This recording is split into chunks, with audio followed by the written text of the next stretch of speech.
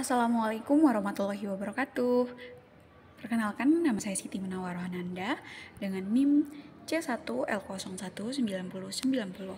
Di sini saya akan menjelaskan tentang pengembangan jasa lingkungan.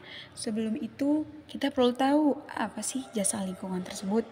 Nah, secara konseptual, jasa lingkungan merupakan manfaat yang diterima oleh masyarakat dan berasal dari hasil interaksi dinamis yang terjadi di antara komponen ekosistem yang terdiri dari tumbuhan, hewan, mikroorganisme, dan lingkungan abiotik. Nah, produk sumber daya alam hayati dan ekosistem berupa manfaat langsung dan manfaat tidak langsung. Selanjutnya yaitu tujuan dari pengelolaan jasa lingkungan. Yang pertama, ada keseimbangan nilai-nilai sosial, ekonomis, serta lingkungan. Artinya, pemanfaatan jasa lingkungan harus memperhatikan nilai-nilai sosial, ekonomi, dan lingkungan seimbang dan serasi. Nomor 2, ada kemanfaatan umum.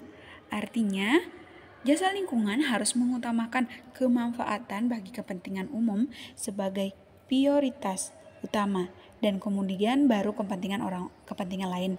Pelayanan dalam kaitan kepentingan pemanfaatan jasa lingkungan diletaknya pada kepentingan umum sesuai dengan prioritasnya serta tidak memihak pada suatu pelayanan tertentu, memperhatikan keseimbangan dalam memberikan pelayanan kepada sosial dan komersial. Yang ketiga, keterpaduan dan keserasian. Nah, di sini harus melihat keterpaduan dan keserasian sebagian kepentingan yang mencakup aspek perencanaan,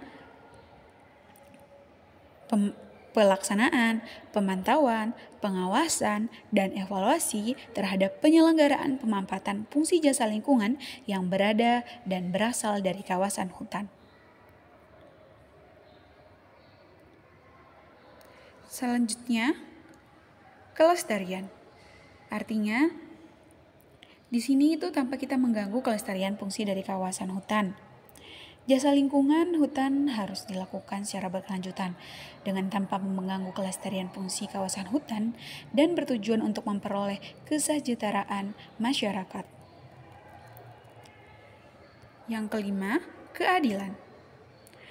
Keadilan harus dilakukan secara proporsional sesuai dengan kebutuhan atau kepentingan masyarakat. Nah, dan yang keenam ada partisipatif. Artinya masyarakat harus ikut campur dan andil dalam pelaksanaan yang mencakupi perencanaan, pembangunan, peningkatan operasi, pemeliharaan, serta rehabilitas. Nah, di sini ada macam-macam nih pemanfaatan jasa lingkungan. Yang pertama ada jasa lingkungan perlindungan tata air seperti DAS. Yang kedua, ada jasa lingkungan perlindungan dan pemanfaatan keanekaragaman hayati. Yang ketiga, ada Jaslink penambatan karbon atau penjualan karbon. Nah, yang keempat, ada jasa lingkungan keindahan bentang alam atau ekoturism. Nah, penerapan jasa lingkungan di Lombok. Di Lombok sendiri sudah diterapkannya penerapan jasa lingkungan. Salah satunya terdapat di Lombok, yaitu penambatan karbon yang ada di Aibual, Lombok Tengah.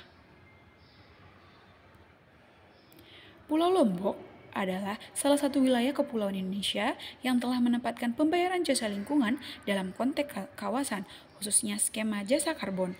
HKM Aibual merupakan salah satu unit pengelolaan hutan untuk masyarakat yang telah menerapkan program REED Plus maupun PES atau Payment Ecosystem Service dengan skema Plan Pipo.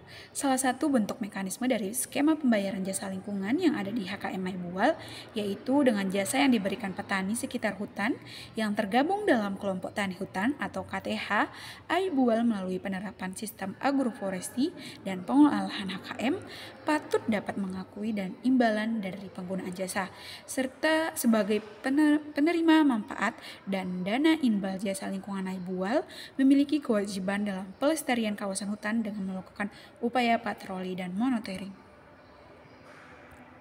Pihak-pihak yang terlibat dalam mekanisme pembayaran jasa lingkungan karbon dengan skema Plan Pipo di HKM Aibual antara lain ada Plan Pipo, Lembaga FFI, Lembaga Guide DB, Kelompok Tani Hutan Aibual, Pemerintah Desa, Balai Kesatuan Pemangku Hutan Renjani Balat, dan Pelangan Tastura, serta Prodi Kehutanan Universitas Mataram. Perlu teman-teman ketahui nih, dengan adanya pembayaran jasa lingkungan, masyarakat yang ada di Aibual bisa mendapatkan penghasilan. Contohnya pada tahun 2005 terjadi penandatanganan kontrak pes karbon di HKM Aibual dengan luasan HKM yang termasuk dalam kontrak yakni 100 hektar yang diberikan izin dari 483 hektar luas HKM.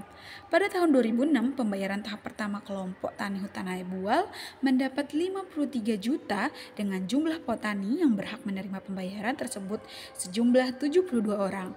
Dan pada tahun 2017 pembayaran tahap kedua kelompok tani hutan Aibual mendapatkan 103 juta dengan jumlah petani yang berhak menerima pembayaran tersebut berjumlah 100 orang. Pada tahun 2018, pembayaran tahap ketiga kelompok tani hutan Aibual mendapat 133 juta dengan jumlah petani yang berhak menerima pembayaran tersebut berjumlah 164 orang. Makin kesini, makin tahun ke tahun,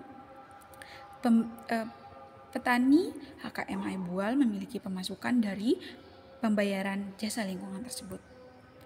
Nah, dengan adanya pembayaran jasa lingkungan ini, maka masyarakat yang ada di Aibual mendapatkan penghasilan tambahan dengan cara merawat pohon, monitoring, dan melakukan patroli.